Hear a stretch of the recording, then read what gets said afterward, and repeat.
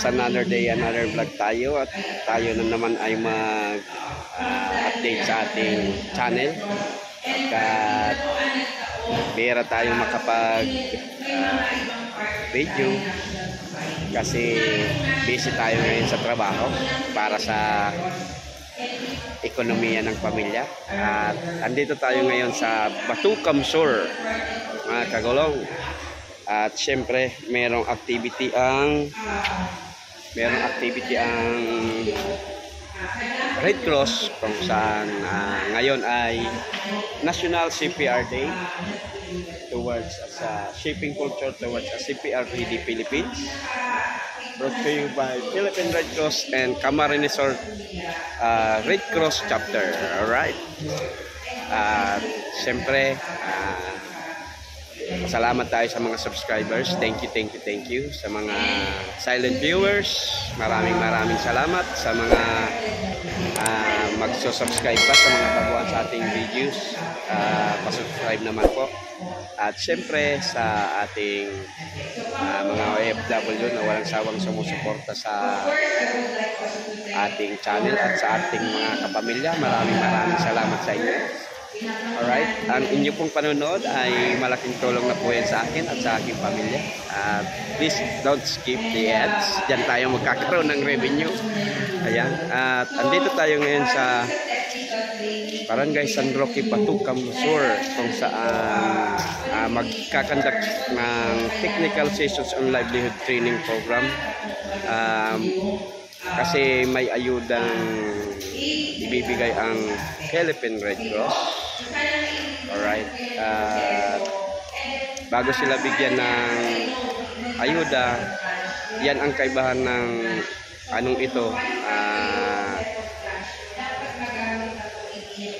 kaibahan ng Red Cross, kasi tuturuan sila ng kung paano palaguin yung perang ibibigay sa kanilang ayuda. Hindi lang na basta ibibigay na gastusin nila kahit saan, kundi tuturuan sila kung paano nila palaguin yung ibibigay sa kanilang ayuda. Alright, syempre maraming salamat sa mga volunteers ng Red Cross. Thank you. At syempre sa funding institution, maraming salamat sa pagtulong sa aming mga kababayan, lalong-lalo na dito sa Kamsur. Siyempre maganda kasing programa to, kasi hindi ito yung ibibigay na pagkaubos wala na. Ang ibibigay na ayuda sa kanila, tuturuan sila kung paano magkaroon ng hanap buhay. Yan, alright. Nagsasalita ngayon si Mampe, chapter administrator ng Kamsur chapter. At ito yung mga nakikita nyo gallons, container, gagawin niyang parang yung mannequin para sa kung paano mag-CPR ng isang tao to revive. Tuturuan ng mga taga-Red Cross. Alright, at least ang community alam nila kung paano mag-conduct ng proper CPR. Alright, please see you in the next roll up camera, mga kagulong. Okay po, yan, roll po, para mag-start po kita, ito po ating, National CPR Day. At po usapan na programa, kakanato po, Philippine Red Cross, tanani po ma-reach out at matuturoan, sulambang bali na makatulog mag-CPR. Ganito po, kung magsabaran po ninyo, from Naga kami po sa ELC, tanani po matuturoan po kamo. Kali po naman yan, anang goal na mo, anang lang bang usad sa pamilya, magkaan po rin usad na tatao sa first aid. Ganito, okay po dito saan? One po ano yung CPR natin? Ano po? Kuno kita kayo po ng CPR. Kuno apropos study, saka natin po simpleng mamamayan, paano tayo ng dibuhon. Okay po? Ano po kanina, maestudyaran ka po, adi po yung barangay ninyo, nangarayo po sa DRRL.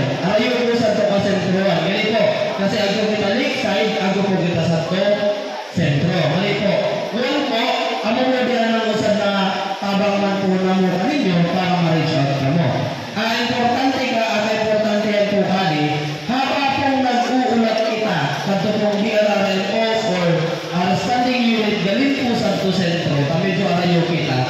Ako na po kita ginigibong management sa to na to pasyente. Pwedeng pamilya ta, pwedeng kung kapitbahay ta, o sisay man sa kung yung komunidad ta. Kaya po itututuro na mo ang CPR. Ano po ang kondisyon na kayo po ang tamagtaon ng CPR? Ano po ang pagkakaiba na sinasabing inatake sa puso hanggang nag-cardiac arrest? Masunod po kaya ang pagkakaiba. Unang-una po, pag sinabi ko inatake sa puso, ano po ang suad ko mga senyales na papapayan? Ano po? Sisay po saan nagsulo high blood na po? Sisay po ang maintenance. Okay po, ako po nagkakapera. One po, ano po kayang atake sa puso? Ano po ang suod ng tatawag senyales anang awak ta? Ano po ang mga senyales kan? Kinukulong galing lulugan ta na ba na ginugumot? Gani po, ano po anang usansan? Ano pa? Tinatanglaya dia kanatang left na arm hanggang adiyang kanatang finger. Ano po anang usan sa mga senyales kanang heart attack? Kita po, halimbawa, pinangluluya kita, binabagot kita sa mga aklo. Ano po anang wata? Ano po anang mga senyales? Ano po? And anong cardiac arrest, heart attack, mauban po ang nade-develop over time. Tapos sa mga tamat, nababarakan ang kanan yung puso. Anong lalabusan karugo? Kulungan si Yako. Amo po ate, myocardial infarction, amo po ang medical term kan. Pero amo na po itong na-discuss ko po kanino. Ano po? So heart muscle na nag-prevent ng matawag sa oxygen na nakaratong kawa. Ano po? Pag nagpapapya. Ngayon po, unaman naman si cardiac arrest. Si cardiac arrest, okay po. Ano po adi sa komplikasyon kaman na ila-ila and ano po adi anang end stage kapag nagkaagtuto kita atake sa puso. Ano po? Ibig sabihin yung biglaan niya. Udaan na iwas sa senyales. Ibig sabihin yung pag cardiac arrest, automatic cardiac arrest. Uda kita pulso, uda kita hininga. Ano po ang senyales na uda na iya? Uda na iya? Popo. Inamos hanggang uda iya? Pulso. Ngayon, ano po mag-observaran ka? Sige po mangkas. Ano po? Ulo po ang management ka. Okay po, ang management na pusan, ligtaan ko po kita binabaoy ng CPR. Una din CPR natin, cardiopulmonary resuscitation. Ibig sabihin po kan, artificial na kita po amig patimok sa puso. Kanatong pasyente. Okay po. Ngayon, ma-observaran po ninyo sa tulikod, ako po kita mga ako po kita mga container, gani po, mga jargons, gani po. Amo po ang nagagamitin tanguan para mag-perform sa CPR. Ano po? Taon po taan. Ano po kayang dami nakamahal?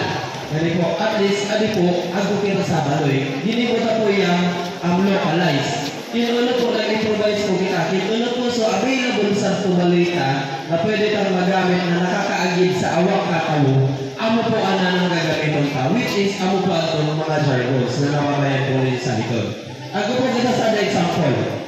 Ano po kaya nansa na po kamo sa sa balo. Ang aliwas magandang man po yung silingan. Ano po? Okay po. Ganun po, mag-select po kita sa mga nagkakapera na pwedeng mag-perform po sa ito. Okay po ang kaninyo? Ay, galong maluya ang mga buses ka rin mga taga-San Roque. Okay po. Okay po ang kaninyo? Diliman, hindi po ako mamaurot. Okay po, yan. Sige po. Yan, hands-on CPR po ang gagamitin ta. Ibig sabihin na hands-on CPR, artificial ipatitibukon ka sa puso ka na kanatong pasyente na uyok na nangyari. Di kita tao sa blue. Okay po? Sige po, mangkas. Okay po. Ano po, ako po kita sa binabawi na 5Cs. Ano po? 5Cs. Ano po? Recognitions. Ano po? Pag na-recognize ka po na ang kuya, udaya pulso, udaya niya, ano po anong sunod na gigibuhot ta? We have to check. Ano po anong i-check ta? Anong pulso, hanggang anong inamos ka kanatong pasyente. Ano po anong sa i-check?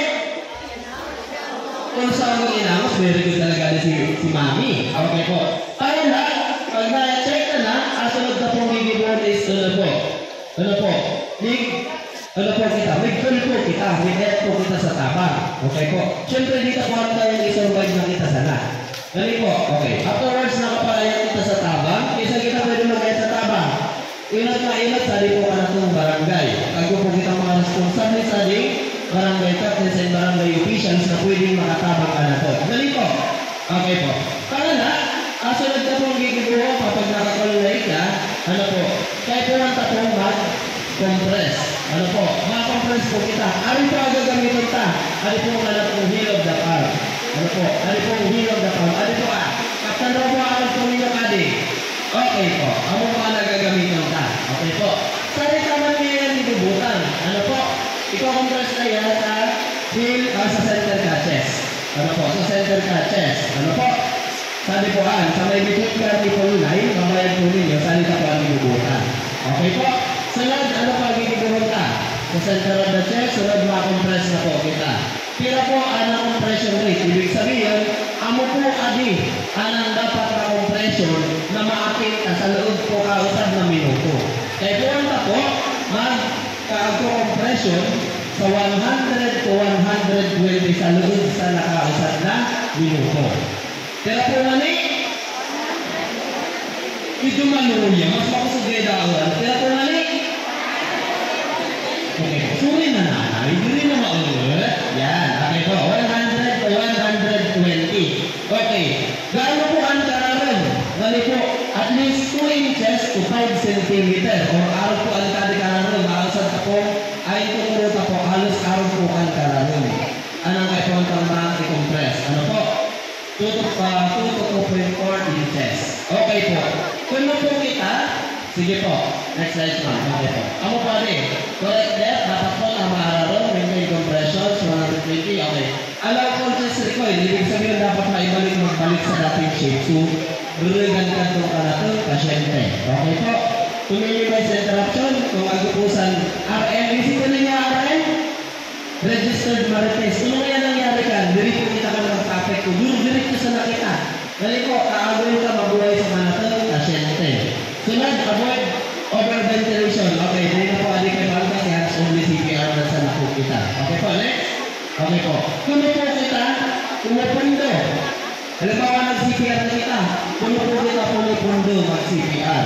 Ano po? Una-una, kapag agto na po, signs of circulations and breathing. Pag nabayad na lang nag-aangos na sa kanatong pasyente, agto na po sa check up. Pundo na po kita. Okay po? Butong sabi niya, 120 kaya mo yan. Dali po, agto naman ang pulso, agto naman nilangos. Pag nabayad na agto na pulso, agto na nilangos. Alright, see you in the next roll of camera mga kagulong. Back to camera roll ulit tayo mga kagulong.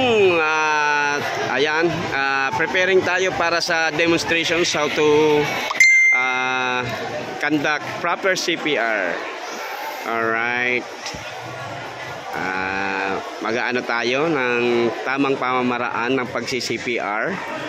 Ang mga kasamahan natin na mga volunteers from Philippine Red Cross Camarines Sur Chapter. Alright, at pagkatapos nito mga kagulong ay ang livelihood training program. Alright. Thank you, thank you, thank you. Alright. Ayan.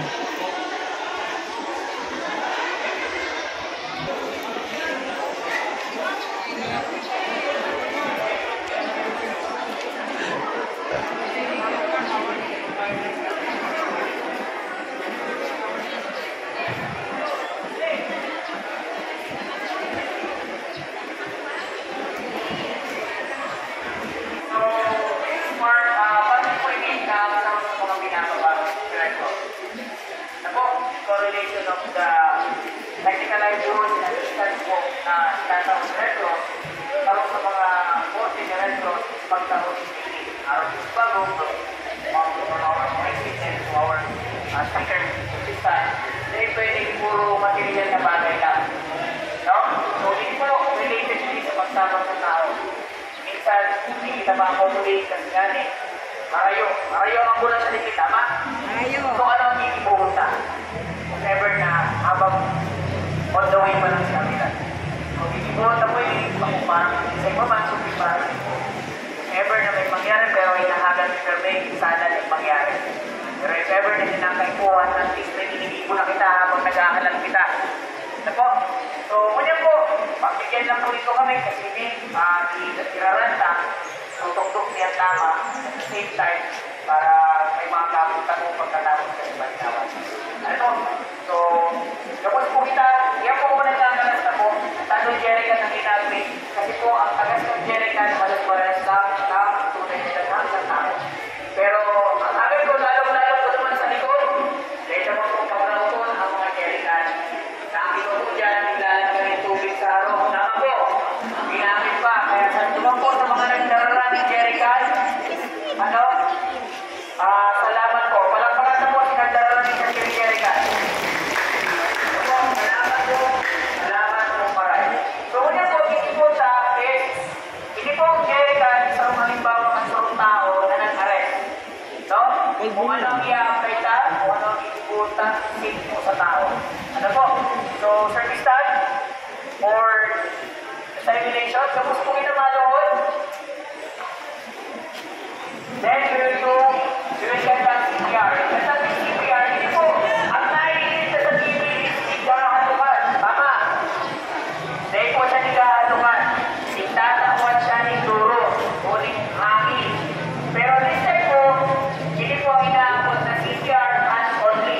Dahil na po nito kayo po ang mag-gag o magtaon ni Duro for oxygen sa pasyente. Dahil ikaw po mataon ni blow. So, iibuhon ka na lang, mataon na kita ni compression. First cycle, mapping lang kita 1 to 30. Second cycle, 1 to 30. Third cycle, 1 to 30, up to 5 cycles.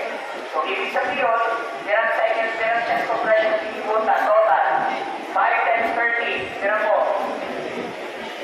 5 times tulong, 150. Okay? So, sa loob siyang ka, 2 minutes. Okay? So, kami po magbilang, masabay-sabay kita. Okay? Okay, kabot? Volunteers?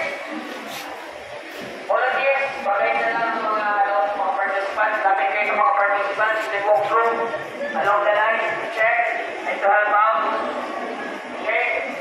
Then, kami din, maikot din kami. So, i-instruct, paano ang kabot? For instance,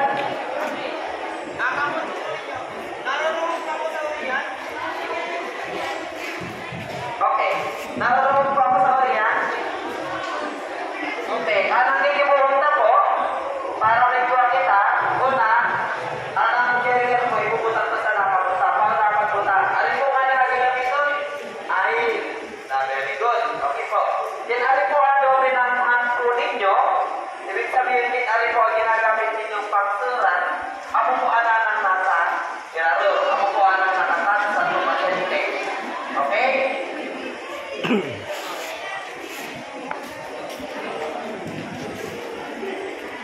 Pangala, ano po ninyo, finger interlace po ninyo, sunan dominant hand ninyo, santo dominant hand po ninyo. Okay, very good. Itakay, santo na. Good. Arap po yung kali. Pakimagno na lang po muna. Arap po kali sa dominant hand. Ang dominant hand is ibubutang sali. Arap po kan. Mala, ibubutang ko sa itong pasyente. Yan. Ibubutang po sa Jerican. Okay po? Dapat po, ngamin po kita nakaluhod. Ano po? Nakaluhod kita, medyo nakabukas na natingihan ng kanatong mga legs. Sa ano po? Sabi po kita, bigkukong-kusog. Okay po? Sabi kita, iris, kumukong sa kusog. Ganun po. Pangala, dapat po, okay po. Pangala po, dapat po nakatakanin yung elbow. Wala po nakaarap galing ng CPR. Ano po, pwede po kapukan, ma-injury. Pwede po kapong mabarian. Sa dako ang proseso ninyo kapag taon CPR. Dapat po yan naka-straight. Opo, nakalang. Nako po? Nako po? Okay, sige. Alam po yan kadi. Medyo naka-open wide. Pangala. Yan. Okay, very good si tatay. Okay. Ilang mo na, ilang. Nanay. Arap ka niya. Arap po.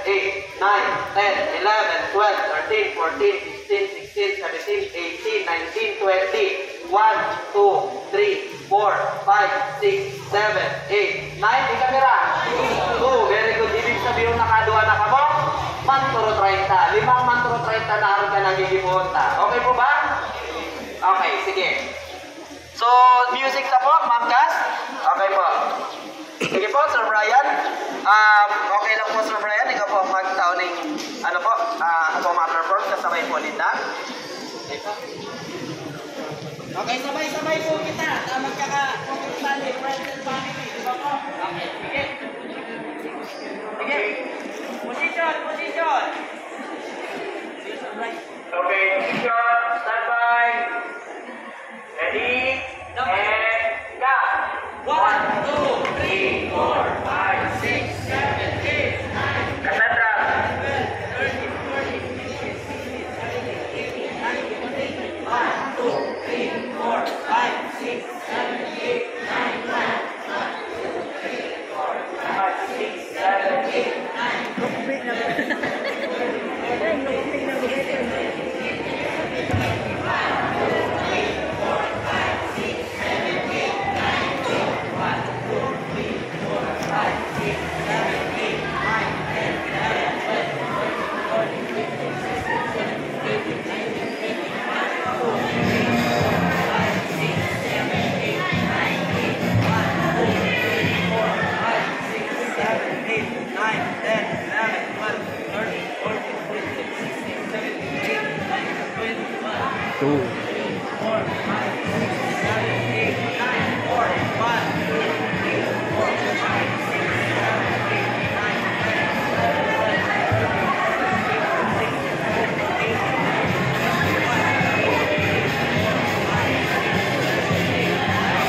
All right, back to thank you. That's the proper way of performing CPR, mga kagulong. All right. Sabay-sabay ka umapito. Okay? See you in the next roll of camera.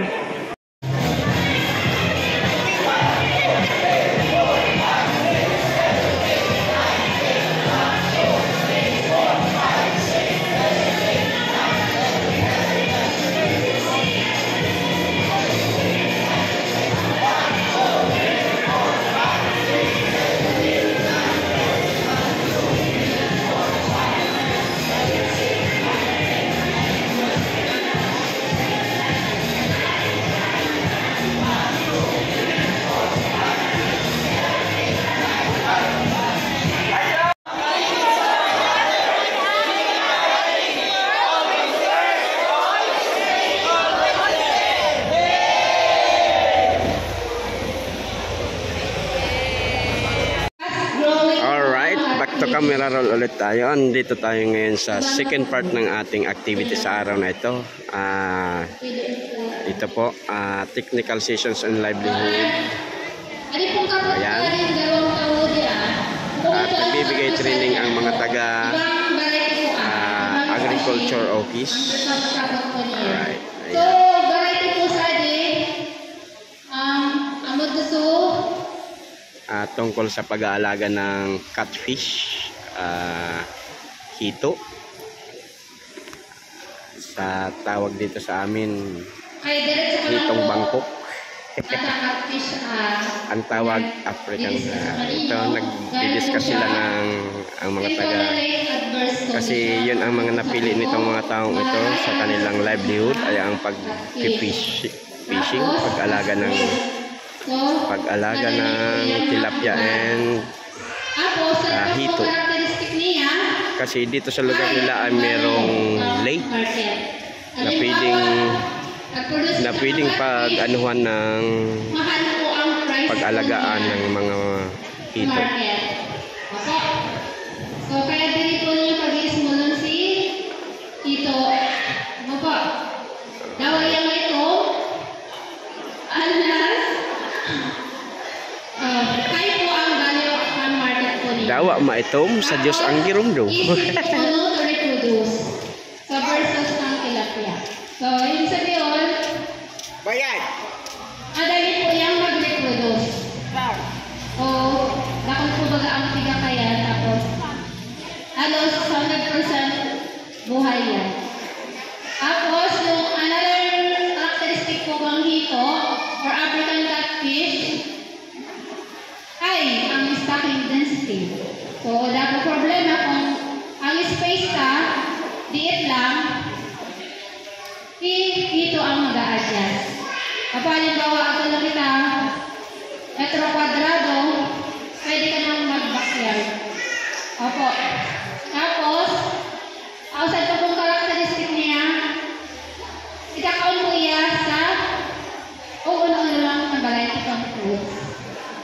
Pero sa ito po, present ko, masyado siyang carnivorous ang hito. Kaya, usad na karakteristik ka di halimbawa, ang hito po kaya, dili po siya pwedeng kakabawgon sa malay, kasi halimbawa nagkakaon kita, madali po iyang magdual, tapos halimbawa ako iya pagsalit na sa background niya, kinakaon po niya. Ang bawalikahan, kanibal, alam nagkakaarawan ni kanibalism. Can eat wide variety of food option. Alright, see you in the next roll of camera para sa susunod na ating Muna ang grow out. update ng ating activity sa araw na ito. Wala pong fish pan. Alright. Ito lang po sa Back to camera roll ulit tayo at ito naman ngayon ay ang pagbigay ng kaalaman para sa mga mag-aalaga ng livestock o mga alagang hayop tulad ng tupa, baboy, baka, kambing. Gusto ko lang po magpasalamat sa Ayan, dito po tayo. At ito yung mga participants natin. Lahat ito ay mga beneficiary na bibigyan ayuda ng Philippine Red Cross funded by IFRC. Yan po, ang ibibigay sa kanila ay puhunan para makapagsimula at magkaroon sila ng hanap buhay. Tapos po sa lahat pong staff po ng Red Cross po, una-una po sa Officer in charge po nila, si Maria Melissa Badjola, sa lahat po ng staff po dito. Tapos po sa lahat po mga makasama po sa katawan po ng livelihood assistant po ang Red Cross. Bago po ng tabang, unang-una po How to raise organic small ruminants for food and profit. Gamot po ang napinsala po kami, pakulang po sa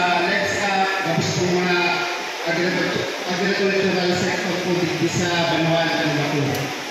Kaya po, ang purpose po namin rin itakil po ang mga sa livelihood program po, regarding po sa agriculture, ipuli sa household livelihood assistance po na itatawag po sa ito, kami Red Cross. Ito po kami livestock trading po, regarding po sa ako po Ito yung mga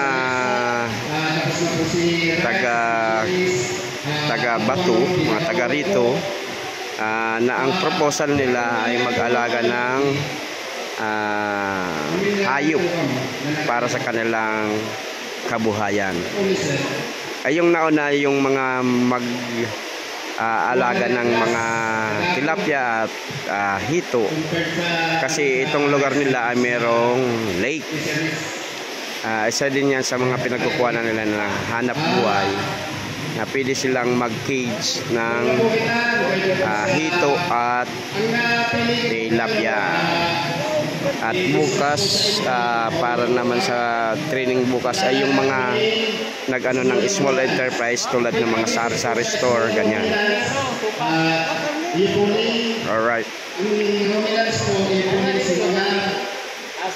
Alright, see you in the next roll up camera mga kagulong. Alright, back to camera roll ulit tayo mga kagulong. At syempre, tapos na yung technical issues on livelihood seminars and trainings. At yung CPR Day, National CPR Day. Alright, thank you. At syempre, bago magtapos ang ating video sa araw nito, maraming salamat sa mga subscribers. Thank you. Sa mga magso-subscribe, maraming salamat. At sa mga OFW na walang sawang sumusuporta sa atin at sa aking mga kapamilya, mga kapatid, mga pinsan, kaibigan, at mga kakilala, thank you. At sana po nasa mabuting kalagayan. At grabe ngayon ang ulan sa ating lugar, dala ng low pressure, at pag naging bagyo ay magiging krising. Ingat po kayo mga kagulong. At syempre sa mga OFW, sana po nasa mabuting kalagayan, magandang kalusugan po kayo. Maraming salamat po. Hanggang dito na lang po muna ang ating video sa araw na ito. Maraming salamat. Diyos mabalos!